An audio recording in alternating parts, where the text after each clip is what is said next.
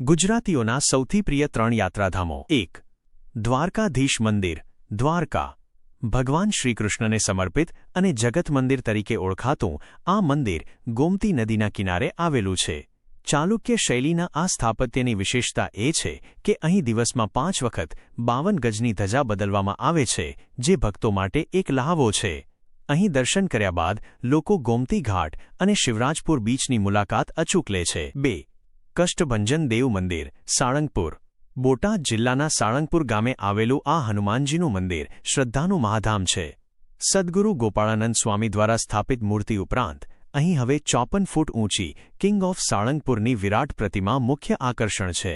અહીં આવતા લાખો ભક્તો માટે હાઈટેક ભોજનાલયની પણ ઉત્તમ વ્યવસ્થા છે. શનિવારે અને પૂનમે અહીં માનવ મહેરામણ ઉમટી પડે છે. 3. ગિરનાર પર્વત જૂનાગઢ જૂનાગઢમાં આવેલો ગિરનાર હિન્દુ અને જૈન બંને ધર્મો માટે આસ્થાનું કેન્દ્ર છે. અહીં અંબાજી માતા અને ગુરુ દત્તાત્રેયના બેસણા ઉપરાંત ઐતિહાસિક જૈન દેરાસરો પણ આવેલા છે.